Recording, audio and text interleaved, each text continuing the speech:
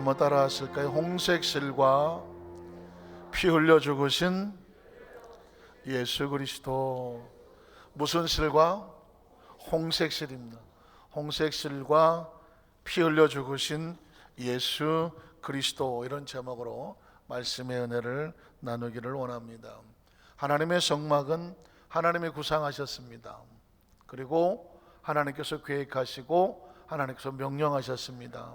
그리고 그 성막에 쓰여질 예물은 하나님께서 지정하셨습니다. 선택하셨다는 것이죠. 하나님이 지정하시고 선택하실 땐 반드시 뭐가 있다?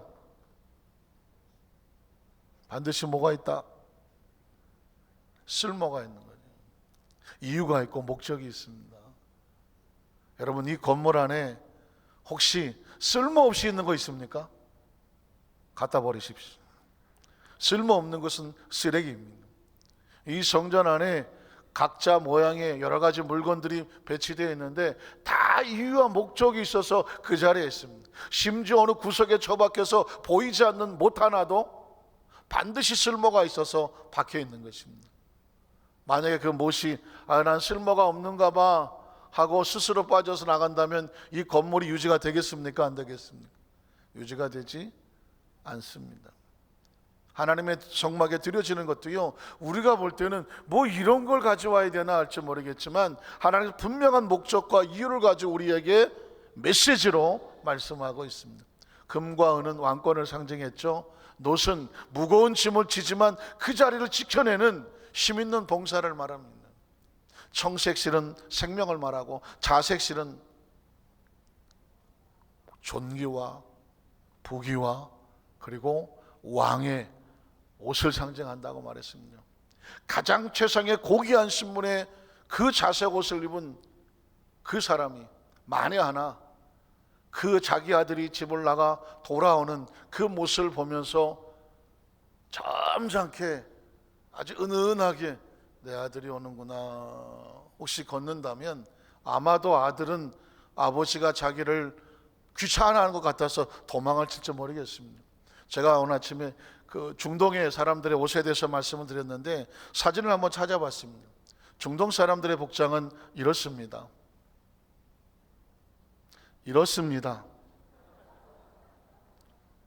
이렇다고요? 사진에 보이는 제 모습이 중동 사람은 아닙니다. 안 나옵니까?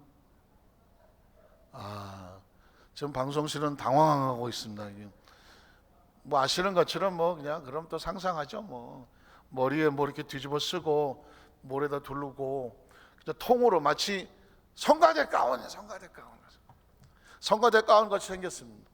그걸 긴 옷을 입고 그리고 신발은 샌들, 가죽 샌들을 신고 그리고 걷습니다. 그러니까 뭐 중동이 사막이고 더우니까 속은 그냥 맨살입니다. 이런 가운 같은 거 하나 입고 그래 시원하니까. 발은 운동화를 못 신습니다. 구두 못 신습니다. 왜 그럴까요? 무좀 걸립니다.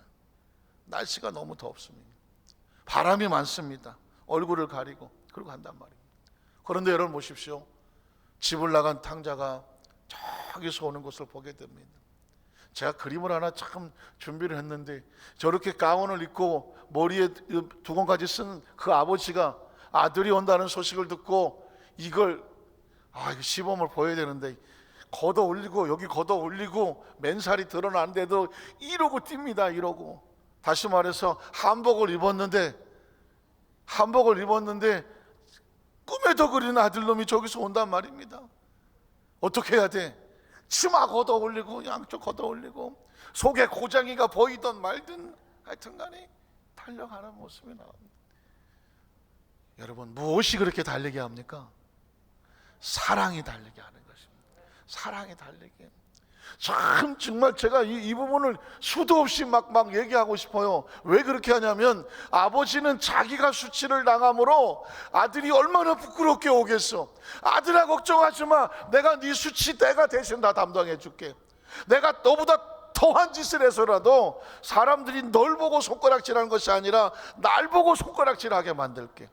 그래서 네가 부끄럽고 수치스러운 것은 사람들 눈에 들어오지도 못하게 할게. 아버지는 작정하고 마치 치마 걷어 올리듯이 그 긴 옷을 걷어 올리고 맨살이 드러나도 그러고 달립니다. 폼을 잔뜩 입고 가운같이 입고 이렇게 다니던 사람이 갑자기 이걸 잡아당겨서 그냥 허벅지가 보여도 막 달려가면 사람들이 보면, 제가 말씀드렸죠, 중동 사람은요 절대로 뛰지 않는다. 뛰면 이상한 사람이라고 생각을 합니다. 그런데 아니 가장 고귀하고 점잖아 보이는 사람이, 그 높은 신분에 있는 사람이 창피한 줄 모르고 치마 걷듯이 걷어서 뒤뚱거리면서 달려간단 말입니다. 가다가 가죽 샌들이 붙어 있겠습니까? 여러분 아시겠지만 한복 입고 버선 신고 고무신 신고 뛰어집니까? 안 뛰어집니까? 안 뛰어집니다. 그래서 고무신 어떻게 합니까? 내팽개치고 무슨 발로? 버선발로. 그래서 버선발 나오는 거예요. 버선발이. 아이고, 죄송하죠. 우리 집사람이 서울서 공부하고 여름방학 때가 내려간대요. 그러면 장모님이 아이고 우리 영미 왔냐고 나올 때 꼭 무슨 발? 버선발이야. 아니 애시당초부터 신발을 안 신고 나왔을지도 몰라. 그러나 보통은 신고 나와. 근데 오다가 보니 신발이 벗겨져도 신발 다시 안 신어. 급한 건 내 새끼를 낳는 거예요. 중동의 풍습과 문화가 그래. 여러분 보십시오. 자색 옷을 입었던 사람이, 고귀한 신분이 자기 자녀를 위해서, 그게 바로 우리의 허물을 덮어주시는 하나님의 사랑입니다. 오늘 이 시간 이후에 여러분이 부끄럽고 수치스러웠던 어느 부분이 있다고 할지라도 오늘 주님께서 말씀합니다. 내가 당한 수치를 헛되이 하지 마라. 내가 당한 수치를 너희가 헛되게 하지 마라. 그 얘기는 뭐냐면 더 이상 너희 자신을 수치스러운 존재로 생각하지 마라. 왜? 아버지가 수치를 당했어. 내 아들의 수치는 내가 당한다고 말했는데, 저와 여러분이 아이고 나도 수치스러운 존재입니다 라고 다니면 아버지의 수치가 값이 없어. 한번 따라하실까요? 하나님, 이후로 내 삶에 다시는 수치가 없습니다. 수치가 없어요. 물론 부끄럽고 수치스러운 게 왜 없겠습니까? 감추고 싶고 끊어내고 싶고 다시는 기억하고 싶지 못한 그런 가슴 아프고 힘들고 냄새나고 그런 흉한 모습이 우리 과거에 있어요. 우리 현재 있을 수도 있어요. 그러나 아버지는 그걸 덮어주는 거예요. 그걸 마치 성막의 덮개가 성막 안에 모든 것을 감싸드는 것처럼 하나님의 사랑은 우리를 갚아주시고 있습니다. 그래서 우리 안에 이 자존감이 하나님으로의 사랑으로 말미암아 지나간 과거 때문에 절망하지 마라. 하나님은 미래를 향해 나가신다. 더 이상 지나간 과거로 인해서 여러분 낙심하거나 좌절하거나 슬퍼하거나 그것 때문에 미래가 발목 잡히는 일이 없기를 주님의 이름으로 축복합니다. 그건 하나님의 의도고 아버지의 의도입니다. 오늘은 또 하나의 실이 있는데 그것은 바로 홍색 실이라고 말하고 있습니다.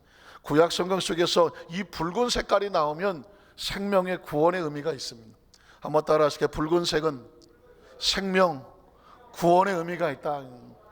자, 오늘 성경에 여호수아 2장 17절로 18절에 보면 그 사람들이 그에게 이르되, 자, 정탐꾼들이 라합에게 말하는 것입니다. 내가 우리에게 서약하게 한 이 맹세에 대하여 우리가 허물이 없게 하리니 우리가 이 땅에 돌아올 때에 우리를 달아내는 창문에 무슨 색 줄을 매고? 붉은색 줄을 메어 달아라.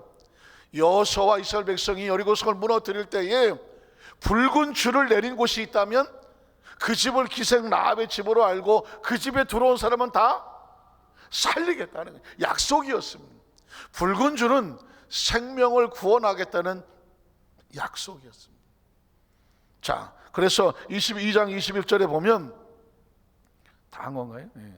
라합이 이르되 너희 말대로 할 것이라 하고 그들을 보내어 가게 하고 무슨 줄을 맵니까?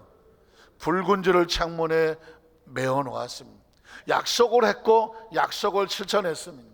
자, 그렇다면 과연 여리고성이 무너질 때 기생 라합의 집이 살아날 것인가? 여호수아 6장 25절에 보면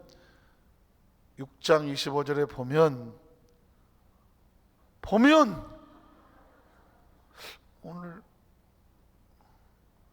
보았습니다.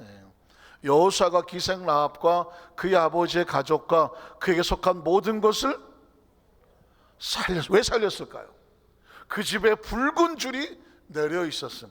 붉은 색깔은요, 생명 구원의 의미가 있었고, 그가 오늘까지 어떻게 했어요? 이스라엘 중에 거주할 수 있는 여호수아가 여리고를 정탐하러 보낸 사자들을 숨겼기 때문입니다. 그렇다고 하면 이 정탐꾼들은 왜 기생 라합에게 붉은 줄을 내리라고 했을까?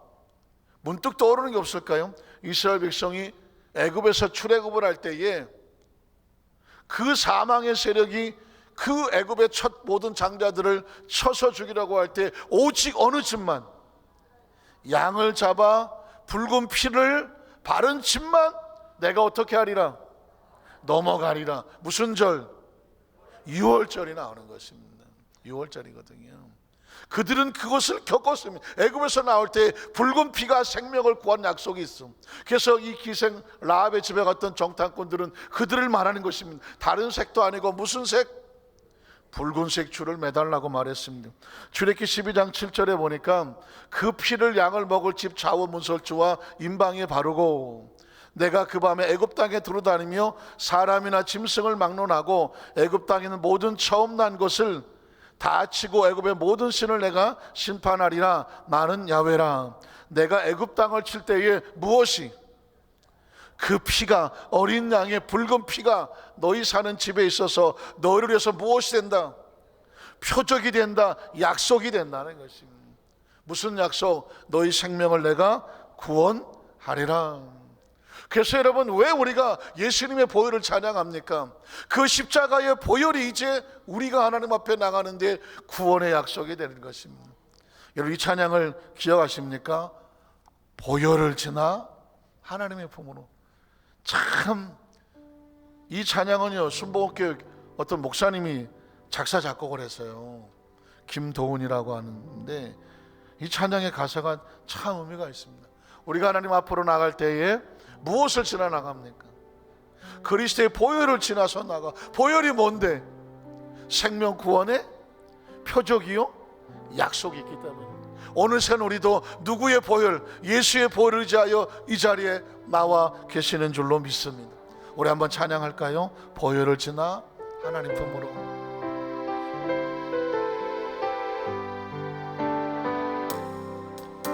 보혈을 지나 하나님 품으로, 보혈을 지나 아버지 품으로, 보혈을 지나 하나님 품으로 한 걸음씩 나 보혈을 지나, 보혈을 지나 하나님 품으로, 보혈을 지나 아버지 품으로, 보혈을 지나 하나님 품으로 한 걸음씩 나. 존귀한, 우리 한번 두 손 들고 찬양할까요? 존귀한 주 보혈이 내 영을 새롭게 하시네. 아멘. 존귀한 주 보혈이 내 영을 새롭게 하네. 한번 따라하실까요? 주님의 보혈이 내 영혼을 새롭게 합니다. 그래서 여러분, 예수님의 보혈은 우리로 하나님 보좌 앞에 당당하게 나가게 합니다. 그래서 여러분, 성경 두 번째로 한번 찾아보면 예수님의 붉은 보혈이 주시는 축복이 있습니다. 예수님의 보혈이 과연 우리에게 어떤 역할을 할까요? 골로새서 1장 20절에 보면 그의 십자가의 피로 무엇을 이룹니까? 누구와 누구?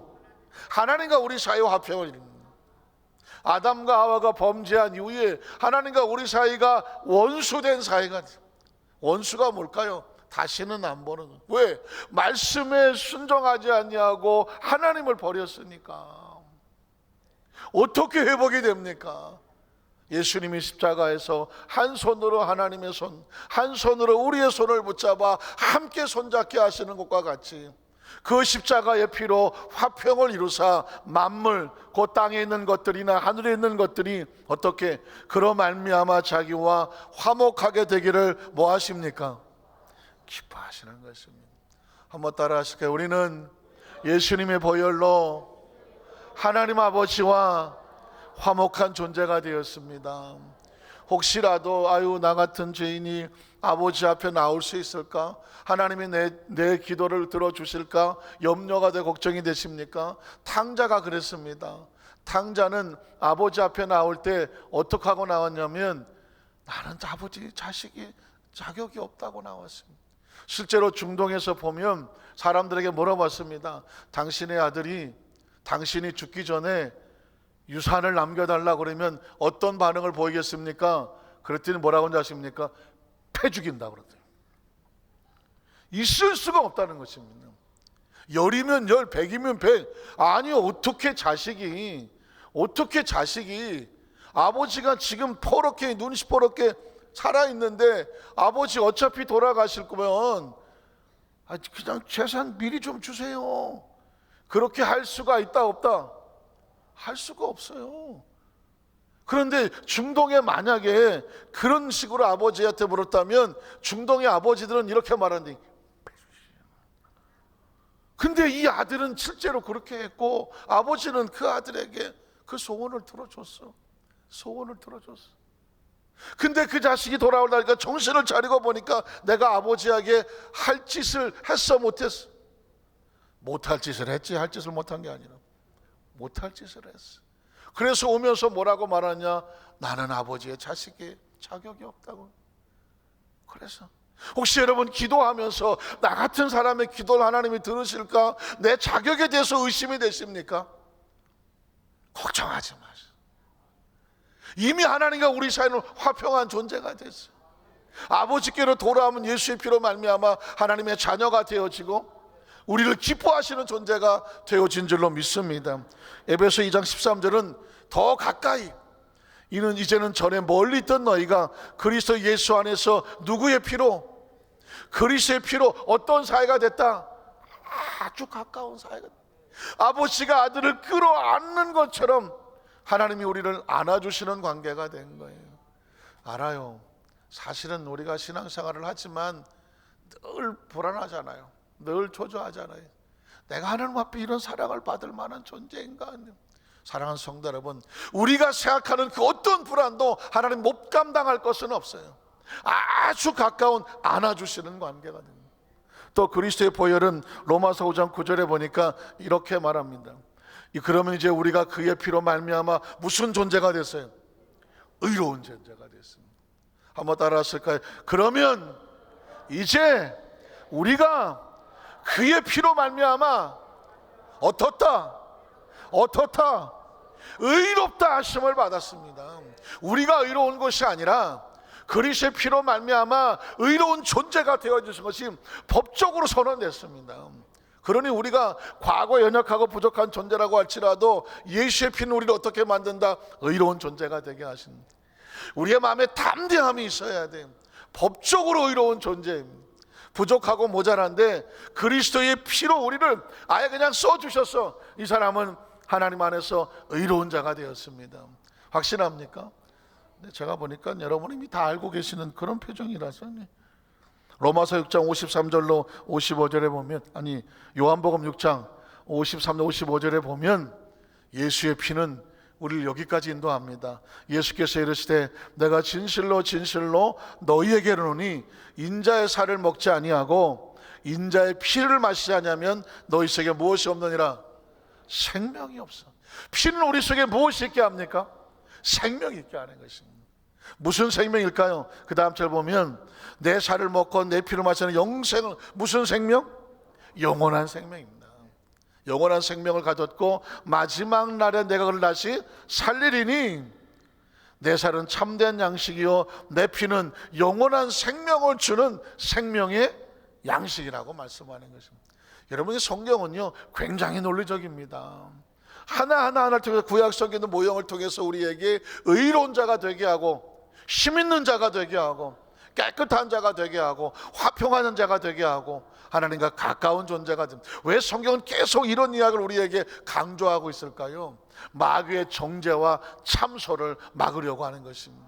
하루에도 수천 번씩 우리에게 야 네가 어떤 사람이냐, 너가 무슨 천국 갈 것 같으냐, 네가 예수 믿는 사람이냐, 네가 하나님의 딸이냐, 하나님의 아들이냐, 네가 기도한다고 하나님 들어줄 것 같으냐, 네가 뭘 하느냐, 끊임없이 마귀의 정죄와 참소가 다가와요.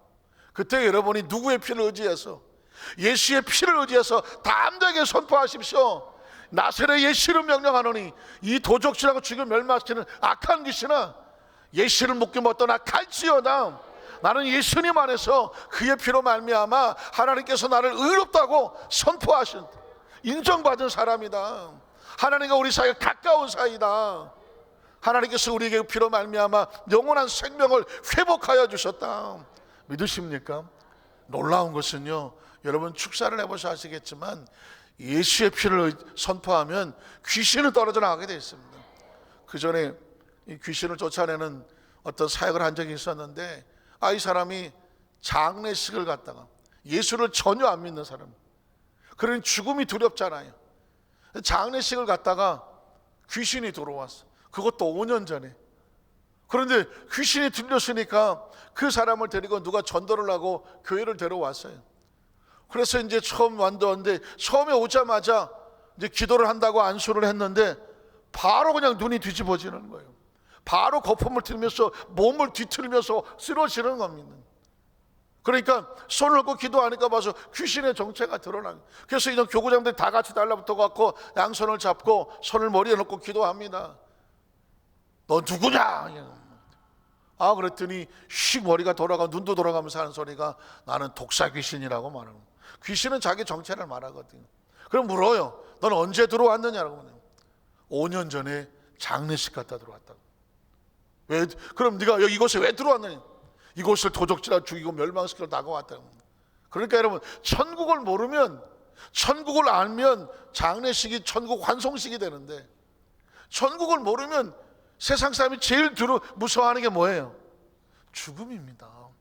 장례식을 죽음의 공포로 가서 막 무서워 떨다가 오면 그 무서워할 때 귀신이 들어오는 것입니다. 귀신은 언제 들어오냐면 감정적으로 극단적으로 아주 막 무너져 내릴 때 들어옵니다. 두려워할 때, 상대를 막 미워해 갖고 원한이 사무칠 때, 심한 충격을 받아서 마음이 절망하고 포기해 버릴 때, 화가 나갖고 분이 막 주체하지 못할 때로 막 화가 넘쳐서 이성을 잃어버릴 때, 아니면 어떤 상처를 입어갖고 그냥 막 죽고 싶을 정도로 자신을 내동댕이 쳐버릴 때, 그때 귀신이 들어오는 거예요. 물론 점치러 가도 귀신이 들어오고요, 무당집에 가도 귀신이 물론 들어옵니다. 귀신이 좋아하는 행동을 하면 역시 귀신이 들어옵니다. 이런 것은 영적인 분별 속에 나오는 것이라 제가 말씀을 드렸고요. 그러나 이 모든 것들을 물리치는 가장 강력한 무기가 뭔지 아십니까? 예수님의 피라는 것입니다.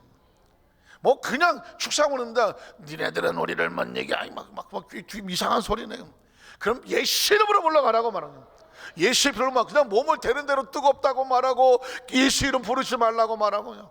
예수 이름을 불러야 나가는 거거든요. 그러니까 여러분은 마음속에 불안이 다가오고 염려가 다가오고 걱정이 다가오고 할 때마다 예수의 피를 명령하노니, 그러면 여러분의 마음속도 여러분 절대 내주면 안 돼요. 공포, 두려움, 절망, 좌절, 이 부정적인 생각이 다가올 때마다 우리 안 하나님의 성막이잖아요. 성전이잖아요. 일체 도로고 들어오지 못하도록 예수님의 보혈로 물리치는 우리 성령 되시기를 주님의 이름으로 축원합니다. 말씀을 정리합니다. 마태복음 27장 27절로 28절에 보면 예수님이 십자가에 달리실 때 안타깝지만 로마의 군병들이 예수님의 몸에 붉은 옷을 입혔습니다. 붉은 옷을 입혔습니다. 이에 총독의 군병들이 예수를 데리고 관정 안으로 들어가서 온 군대를 그에게로 모으고 그의 옷을 벗겼습니다. 그리고 무엇을 입혔습니까? 홍포를 입혔습니다. 붉은색 옷을 입혔습니다. 붉은색 옷을 이 사람들은 조롱거리를 삼아서 입힌 것입니다. 그리고 그 다음 절에 보면 홍포를 입히며 홍포를 입히며 아까 그 어디 갔어? 31절까지 있는데 28절까지만 하고 홍포를 입혀놓고 머리에 가시 면류관을 쓰고 갈대를 하나 손에 펴서 겉으로 보니까는 마치 왕의 흉내를 내게 하는 것입니다. 가시관에 홍포를 길게 늘여 입히고 그리고 가시 면류관을 쓰고 위에는 유대인의 왕이라고 하는, 그리고 어떻게 했습니까? 조롱했다고 말합니다. 네가 유대인의 왕이라며? 너를 좀 구원해봐. 그리고 갈대를 가지고 예수님을 때렸다고 말하고 있습니다. 제가 아까 처음에 수치에 대한 이야기를 했습니다. 예수님이 십자가를 갈로 올라가는 것 자체가 수치인데, 그 골고다에 그 십자가를 메고 올라가는 것 자체가 수치인데, 온몸이 벌거벗겨지는 고통 가운데 십자가에 매달려지고 채찍에 맞고, 왜 그분이 그렇게 하셔야 됐나? 이유가 뭔지 아시겠습니까? 그분은 우리의 수치를 대신 담당하고자 하는 것이었습니다. 마치 이 불이 난 화재 속에서 어린아이를 가슴에 끊고 나왔던 어머니가 불똥 하나라도 그 아이의 살결에 떨어지지 않게 하기 위해서 그 불똥을 자기 온몸으로 막아쓰면서 이 아이를 안고 나와서 온전하게 하고자 했던 어머니의 마음처럼, 사실은요, 예수님은 온 인류의 그 죄를 가슴에 끌어안고 그 수치를 담당하며, 아버지, 하나님의 자녀로 하여금은 이 수치를 당하지 않게 하여 주옵소서, 이 죄악이 공격하지 않게 하여 주시옵소서. 이게 하나님의 마음입니다. 사랑하는 성도 여러분, 오늘 간절히 바라기는 리타니의 기도를 통해서 이제는 더 깊이 하나님의 마음을 알아서, 서두에도 말씀을 드렸지만 결론에도 마찬가지입니다. 예수님께서 성막의 홍색실을 하나님은 그걸로 성막의 덮개를 세워나갔던 것처럼, 예수님은 초라한 홍포를 입고 스스로 초라한 수치를 당했지만 사실은 그 역시 생명을 구원, 그의 홍포를 입음으로 말미암아 우리의 생명이 구원의 상징이 된 줄로 믿습니다. 그 사랑으로 또 붙잡고 승리하시기를 주님의 이름으로 축원합니다. 찬양.